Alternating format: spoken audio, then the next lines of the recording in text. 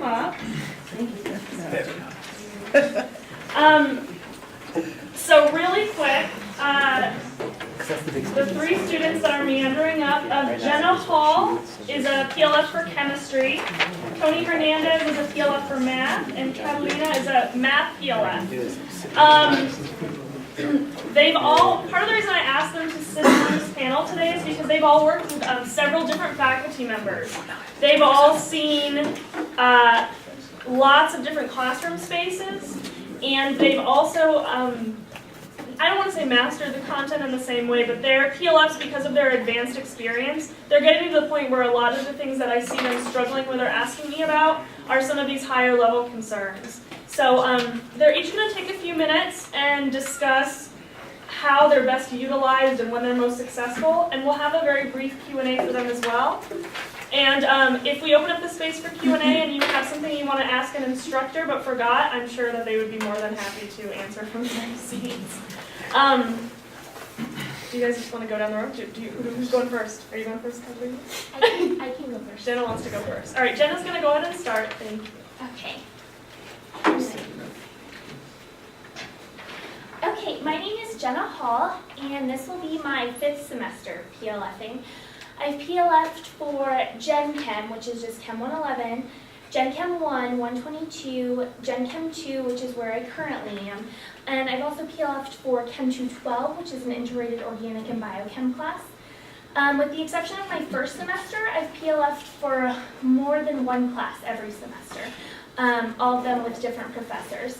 And I started out doing large lecture classrooms, and now currently I'm in the collaborative learning environment. And there really aren't words to express how much better I feel that I'm doing and the students are learning in the collaborative learning environment as opposed to the lecture.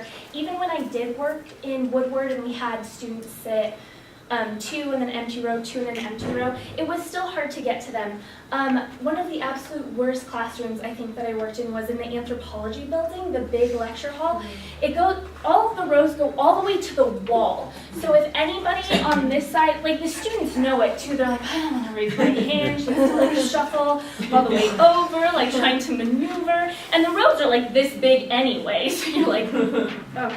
It was just so terrible. So having that kind of shift from that to these tables where everything's open, where I can get to this person just as easily as I can get to this person, first of all, is easier on me, and then the students feel way more comfortable asking questions. They're like, oh, this is fine. It's not a physical barrier at all that's keeping me. Let's see. One thing that I wanted to comment on was something that Derek said too. A lot of these students, especially coming into these intro chem classes, have heard that they're weed out classes, have heard that they just want to get these kids out, see who's really serious. And that's not what these are about. Like, we really want these students to succeed. So I definitely agree that having these PLFs here on day 1, they're like, oh wow, like, if I really want to succeed, I actually could. Like, it's kind of like, okay, like, there's more than just this one resource. And if I'm intimidated by my teacher, I have this peer here who can help me. And I think something that Sushila hit on too was that it's really important that the students know that we aren't masters of the subject. Even though for me, this is my 5th semester PLFing, this is still my first time PLFing for Gen Chem 2. So there are sometimes questions that I get that I'm like, oh geez, that it's been a while since I've had to think like this about this subject. And that's totally fine. None of them ever get angry, sometimes frustrated. They're like, oh, I don't know what I'm doing. But they never get angry because they're very aware that we aren't supposed to be masters at this subject. Jenna, can I interrupt? Yeah. Sorry, what's your major? My major is biochemistry right now, but I started out as an exercise science major, so I took like all the baby chems, and then I had to like go back and take all of the adult chems. So I have like a cute little background. Sorry, I just thought I thought they might.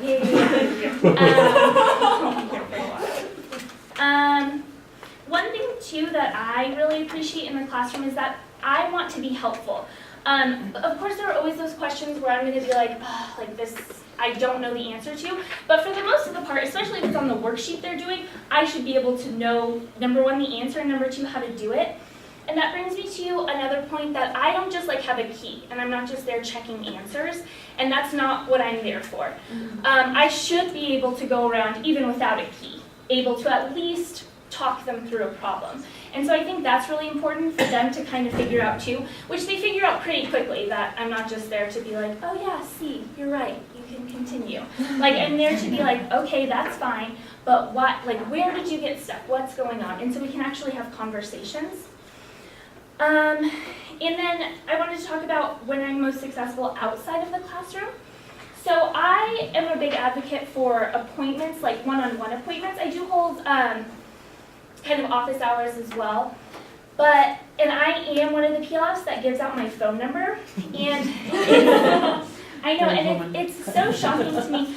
And I tell them all the time, I'm like, I have 2 exams this week. I'm going to be up till midnight, 1 in the morning. If you want to text me, like, I'm more than willing. You can send me a picture, you can send me an email, we can FaceTime, anything. And it's surprising, before exams, I probably get the most I've ever gotten is 2 students text me 1 question. So it's really odd. Teachers are like, oh my gosh, they're just going to blow me up, and they don't. Like, it's really weird. No, hardly any emails or text messages. In every single help session, I write my email and phone number on the board. So I thought that would be interesting. And what I really love about the collaborative learning classroom overall is that I get my own students. I have my own tables. I grade their work, so I know who's not asking questions that needs to. I know that what groups are going slower, that I'm going to need to be like, okay, girls, like, now, come on, we're going to move on to this one. And I can see too, a lot of questions were about gender. And initially, I think maybe there is some kind of uncomfortability with like a group that's just a girl and 2 males. But after the first week, it's like nothing. It has to do with their skills, the way they participate. And once they realize that they're all getting the same grade, gender doesn't matter anymore. I think the only role that it may play is if they aren't the same groups week after week.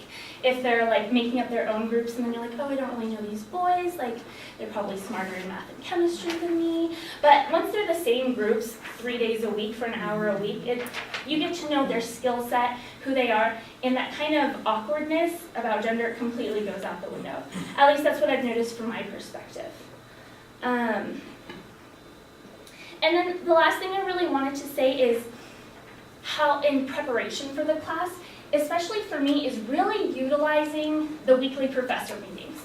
You know, my professors have always been really good about sending us the questions in advance, or at least having a copy for us when we walk into the meeting, and kind of going through it, and not just being like, okay, is everybody okay with this? Okay, like, cool. It's like actually working through it. And then, because when looking at something, you're like, yeah, okay, like I could do that, and then you don't really hit the questions that you need. So we actually work through it, and it's super, super helpful, especially this semester for me, since I haven't taken Gen Chem 2 in, it feels like years and years. It feels so good to like go through everything and be like, oh yeah, I remember struggling with this. I remember having this question. And then actually having my faculty member there to be like, okay, like how should I go from this step to this step? Because I know my students are gonna ask me from here to here. Yeah, and I think that was, and the last thing I wanted to hit on too was Dr. Orr said that it builds confidence for PLFs, like that we know how to speak publicly or facilitate conversations. And I think the main thing is too, we only feel that way if we feel we're actually being helpful. And the only way we feel like we're being helpful is if we feel prepared, we have an answer key, or we've worked through the problems.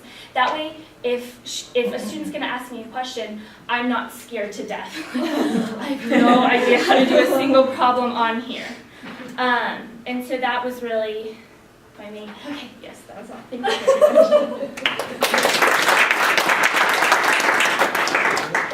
Can I make Jenna say Yes, one more thing? absolutely. Tell them what you're applying for at the moment.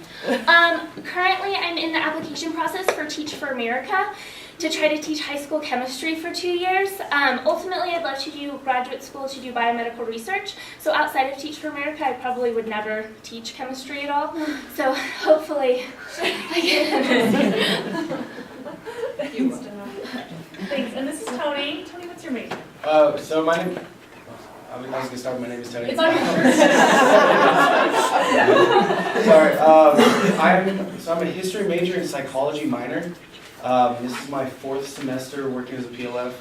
I always get weird looks from the students when I tell them I'm a history major, but I'm the tutor for math.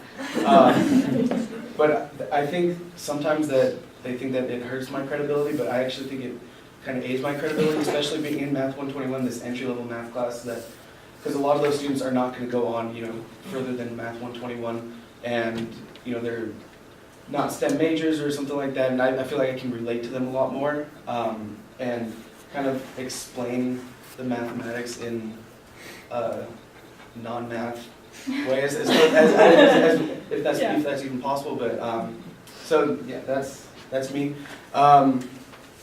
I think in the classroom, I'm most successful when the professor does a good job of explaining that we are peers.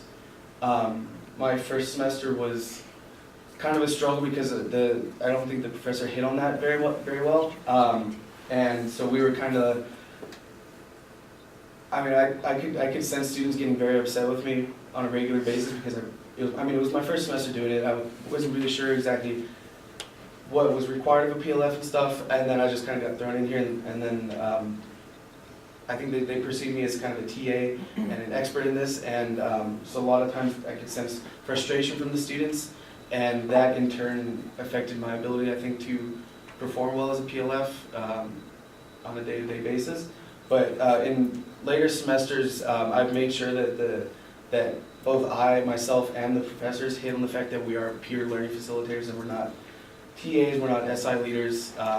We're just another student that, the way I describe it is we're another student that did well in the class, understands the material, and we're here to help them. And I think that's the biggest thing with being successful is just kind of laying that groundwork for us to build off of. Also, really successful, I think, when I know what to prepare for. Again, that first semester, a lot of times I would get to class and just be kind of blindsided by the difficulty of the questions. And so it was a lot of constantly running to the other PLF saying, hey, are you getting the same answers I am? These kinds of things. But later semesters, I do have a much better understanding of what to prepare for, especially in my 4th semester. I know pretty much what the big issues are going to be, what the main sticky points are going to be, and I feel like that has really helped me increase my abilities as PLF, because then I can prepare and hit those points before I go to class and feel a lot more confident when I do get into class. And the last thing I want to touch on for being successful in the classroom is just an emphasis on group work. I know that sometimes you have to do a really long lecture, and so some class periods I just sit there and listen to the lecture the entire time, which is fine. But just in order for us to be utilized to the best of our ability, this emphasis on group work is pretty much essential for us to help the professors out as much as possible and to help the students out as much as possible, because then being able to help these students in the classroom, they create this relationship with the PLFs, I think, that they kind of can't with the professor, because there's that intimidation from the faculty, and so when we are given the opportunity to work on a regular basis with them in class, then I've noticed that I in turn get more students at my review sessions, more students at my office hours. So just I think those are really the 2 biggest points: is stress that that we are peers, and stress the group work so that we can build those relationships which help the students in the long run.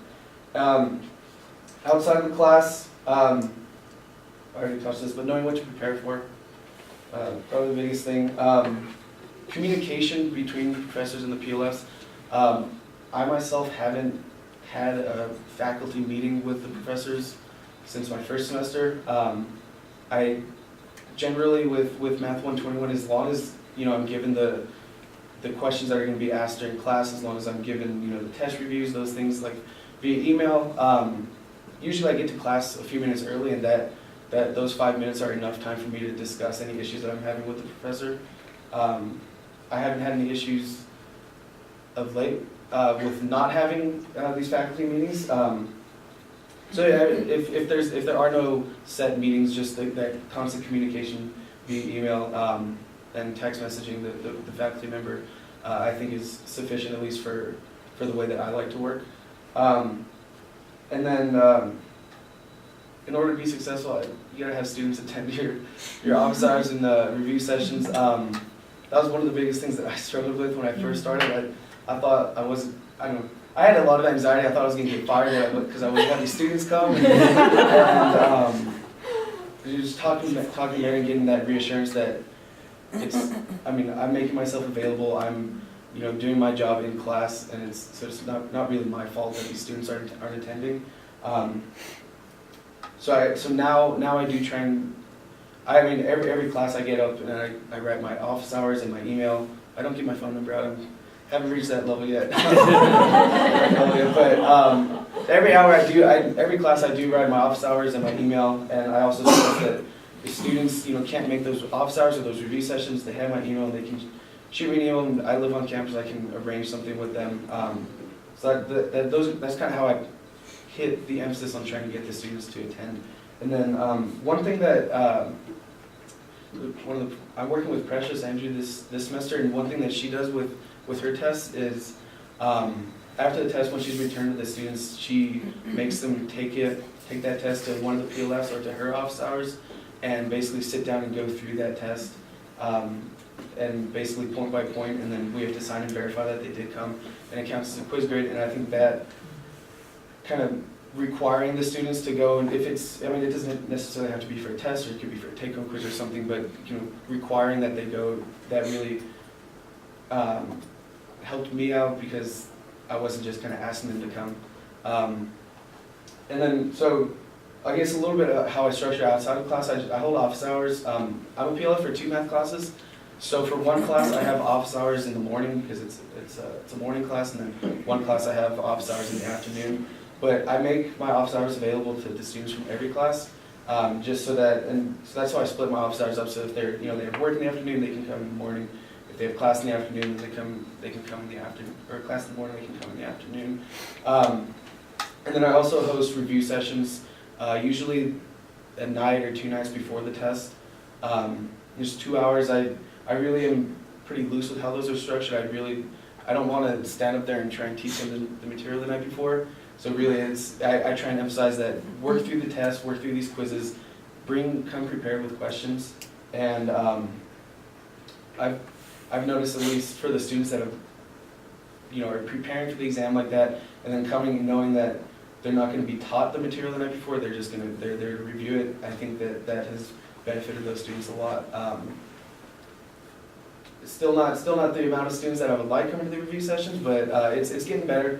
And I think later in the semester, it usually happens as the semester goes on, I start getting more and more students coming to the office hours, and I think that's a combination of the difficulty of the class increasing, and also those relationships being formed, and that they do feel comfortable coming and asking someone very similar to themselves for questions. What was the last part? Best support from faculty, just the communication, and then helping the PLFs know what to prepare for, I think are the biggest things for how faculty can help the PLFs outside of class. I don't have anything else. That's great. Thank you, Tony.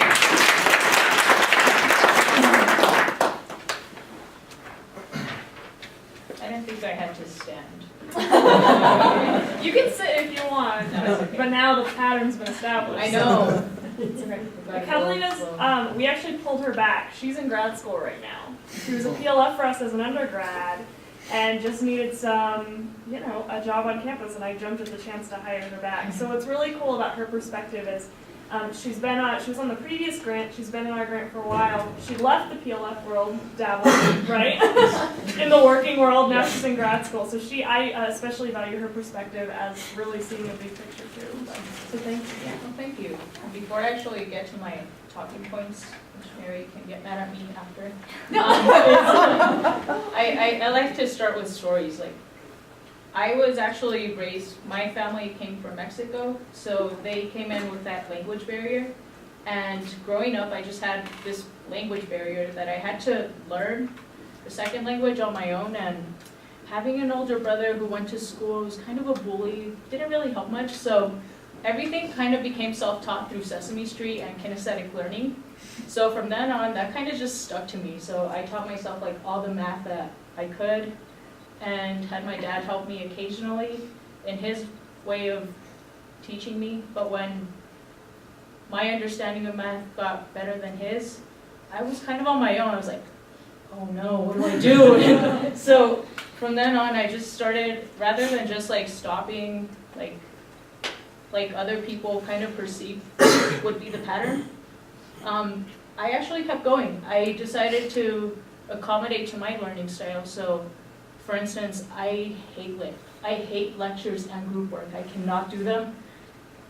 So what I did was I created my own manuals for math. And in 8th grade, I had an actual book that I made that had step-by-step processes. I lost the book, but I still remember every one of those things for some odd reason. And that kind of just stuck to me. The more I took math classes, I watched students, rather than watching the lecture, I would watch the people kind of learn or be confused or like realize when they were understanding something.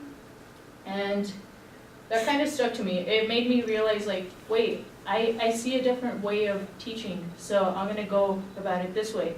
That's when I started liking group work a little bit more because I was a facilitator rather than a member. Anyway, people kind of navigated towards me because I was always just kind of there waiting for something to do, waiting for that stimulation. And so I became a tutor, made a living off of that in college. And because of that reason, I'm actually pursuing a master's in counseling now. So my style of tutoring, teaching, PLFing, whatever you want to call it, is more relationship and learning style based. So probably because I'm a counselor, I like getting to know people rather than just coming up to you and say like, so what'd you do for problem number 3 or something. I think that's really dry, and it gets the students to not talk, or it pushes them away. They just give you an answer or say, I'm still working on it. Okay, I've tried that approach, it doesn't work for me. But rather I go up to them like, hey, how's it going? How's your morning? So then after like a couple seconds, that's when they say, so for number 3, I'm actually stuck on this, or did I get this right? So I get more questions being asked through that approach. So as long as it keeps working, I'm going to keep doing that. So when I'm most successful in the classroom is when I feel that I'm not just waiting for the lecture to end. I feel like I've been in plenty of classes where, as a PLF or mentor, I just kind of sit there, watch the professor lecture, and then get out of class like everybody else. I don't like just sitting around and getting paid for it. That's unethical, that's unfair. And I actually like teaching and learning myself, so the more I can be used in the classroom, that's when I feel I'm most successful. And I feel like I'm successful when I'm able to approach students. So instead of going up to Mary and being like, oh, Mary's gonna get mad because she looks confused. It's more like, I looks confused. So when you have this comfort just going up to any person, whether you know them or not, that's when I feel that I'm being successful in that classroom. And also, when students break off into groups, it's not just that. One of the reasons I hated group work was because they would make me I would end up doing the whole thing, and everybody got the same grade as I did, or sometimes I would get a lower grade for some reason, and yeah. Anyway, so I feel that it's also beneficial for the students to be an important part of the group. So that's when the faculty were talking about how they pick a math person and a chemistry person. They bring these strengths together. I think that every member of the group has a strength that they can contribute. And so as long as you're able to identify that, and everybody else in the group is able to follow with that, then that's how they're going to learn. Like I tell the students, try to do this without me. And if you get lost, I'm here. Otherwise, I don't want to talk to you, basically. So, sorry about my language, Mary. That's okay.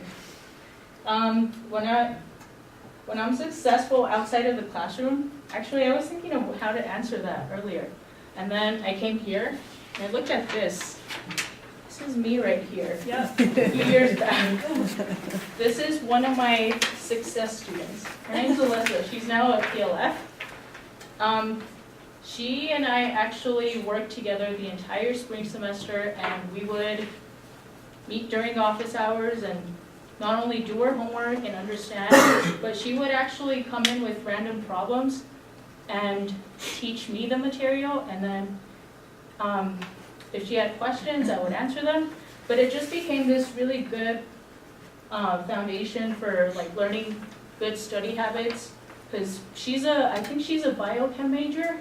I studied psychology, I know nothing about sciences. So initially I was really scared. I didn't know if I would live up to that standard, like psychology, sciences, yeah.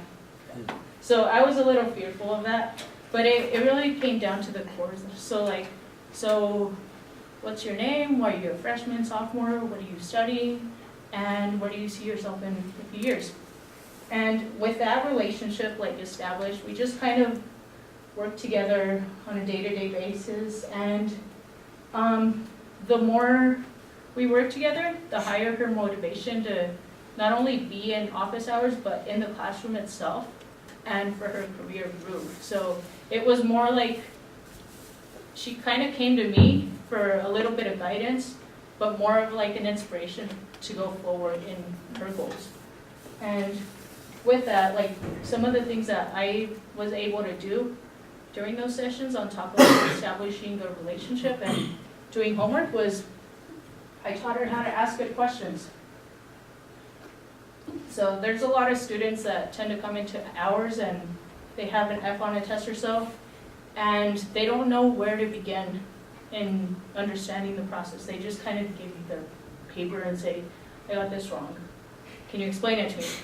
But sometimes it just becomes a lecture all over again, so you have to reteach the material. But oftentimes what I like to do is use the information the students already know, because they don't come in clueless. And that's one of the preconceptions that they think they have. So I like to say, so what did you do right? Or what do you think you did right? And then we go from there. So the more we do that, the better questions the students are able to ask. And then finally, how can faculty best support us in preparing for class? So I'm really big on feedback. A lot of times I tend to wing things on the spot. I'm not gonna lie, but it's really beneficial, not only for me to stay current as a tutor, but I could become grounded in my own perspective and say, well, it's worked for the past X amount of years that I've been here, 5 years or so. Instead of being grounded in that monotonic tone and saying okay, so for the way to do this, that, again, it becomes a lecture all over again and people stop coming to you. So I'm really big on feedback, so if anybody has any feedback, whether it be the professor or the students, I'm always open to that, and I always actively ask them. So it's not that we just expect professors or faculty to give us feedback. We actually have to ask for that feedback ourselves. And then the last thing I feel that faculty can also assist with is to give us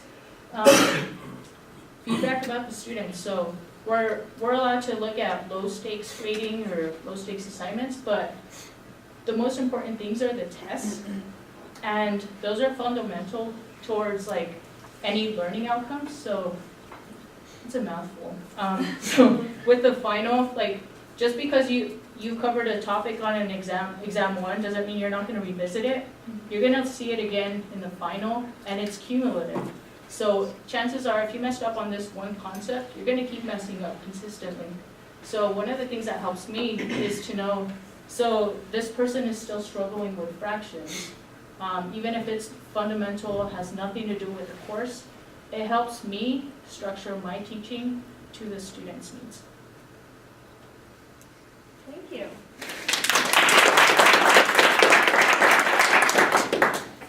I'm going to open up the floor if anyone has questions for our PLFs or instructor questions that maybe they didn't think of until just now.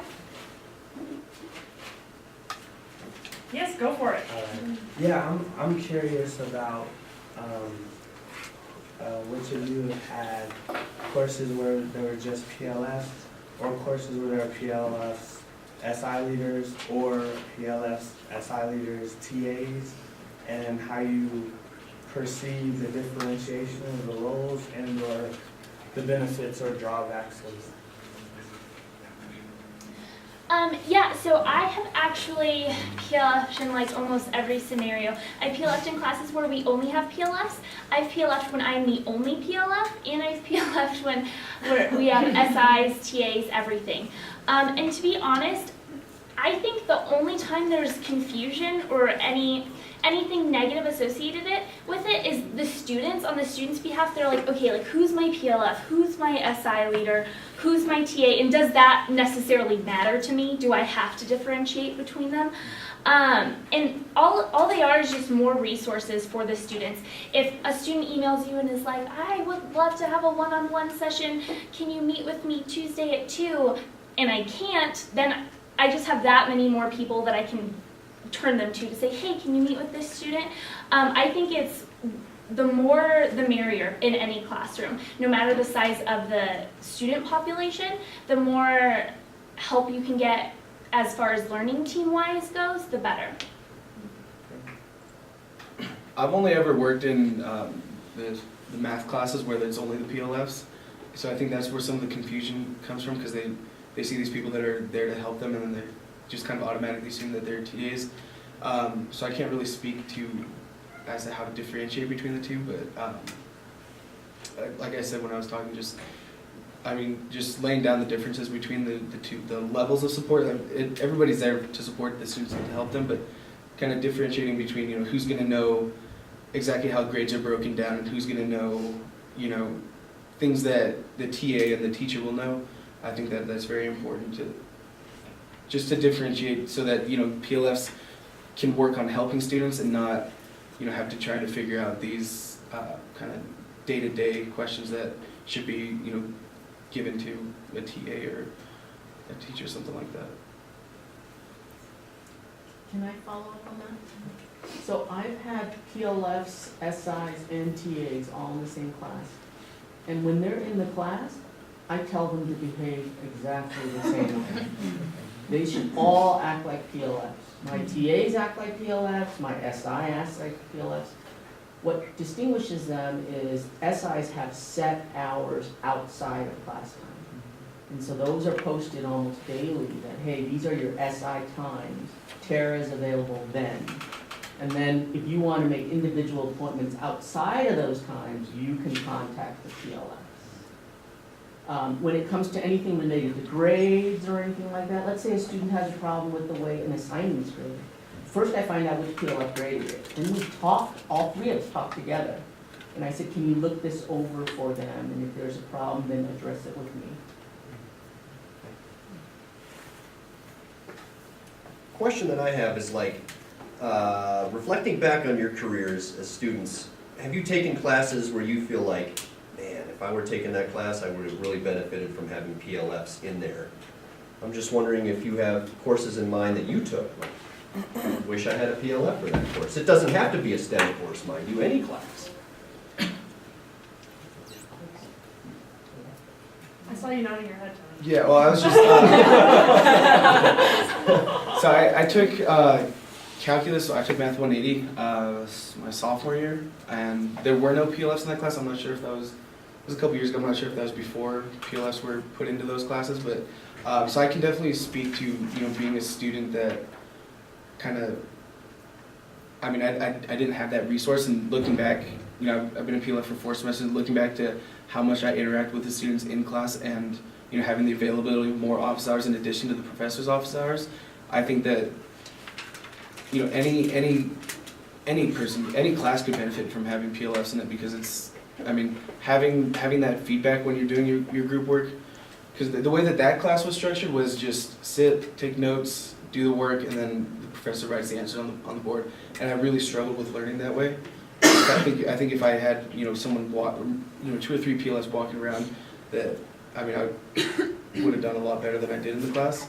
And then I've also taken a couple biology classes too, and those are hard to do group work in, but I still think that if there was more than just the professor walking around, because I mean I would look around and there would be clusters of students working on these problems, and there wouldn't be enough time for the professor to get around to every single person. So for something like a class like that, where even if the group work isn't as extensive as it is in chemistry or mathematics or something like that, it would still be beneficial for the students, because then they have more resources and they can get their question answered and then move on to the next part of the question, instead of just having to sit there and wait and twiddle their thumbs, and then next thing you know it's time to get back with the lecture, and then you still haven't really covered that point yet. So yes, I would agree that I have taken classes where I think I would have benefited from having PLFs or something similar to aid the students.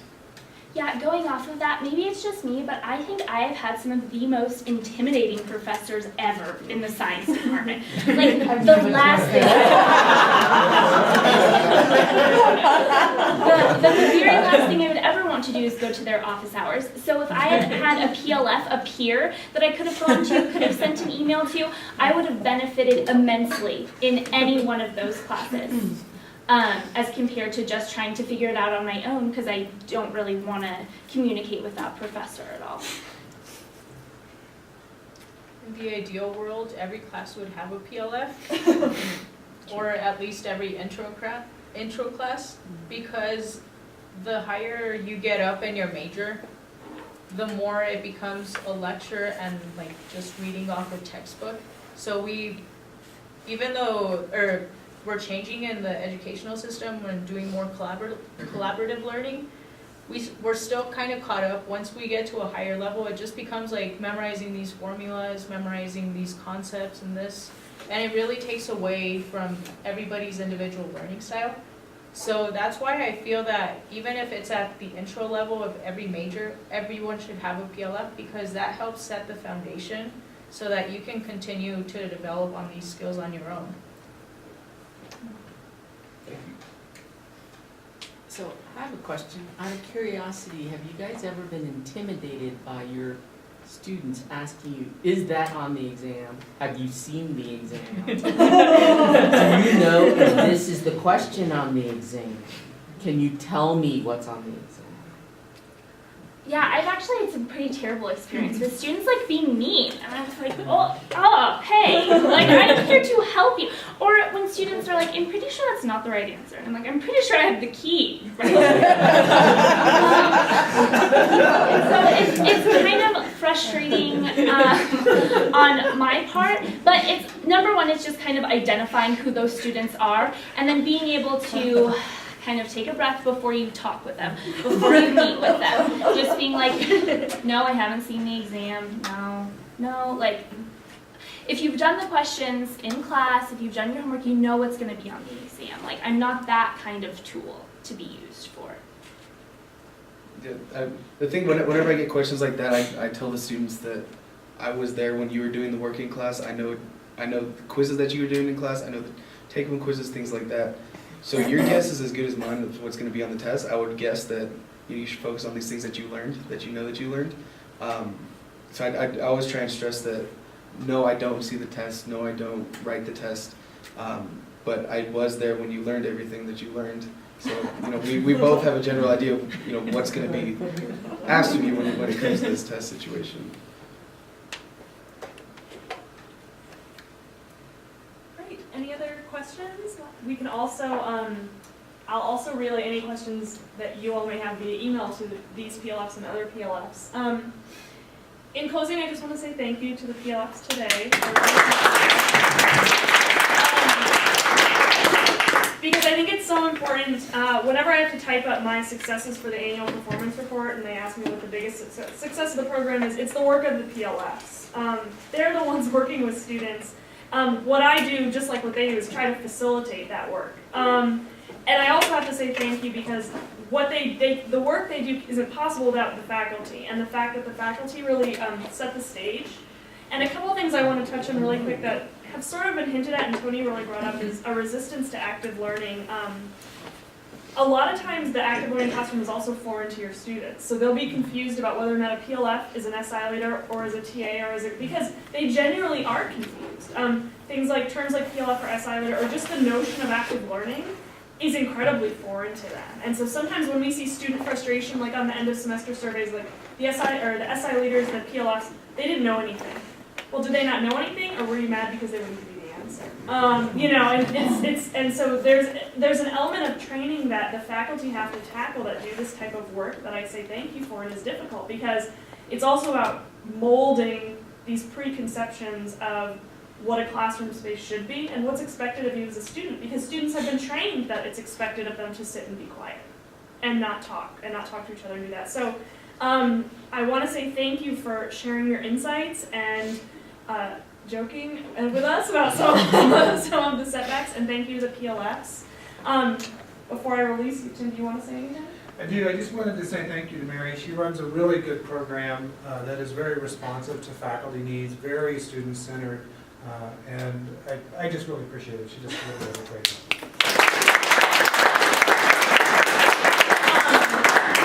I ran out of business cards. I've been bragging about that fact, so I never thought I would do it. So please email me. Email Tim if you have bigger STEM gateway questions. And feel free to email the faculty or PLFs too if you have it and ask them those questions. So thank you very much. And have a cookie on your way out.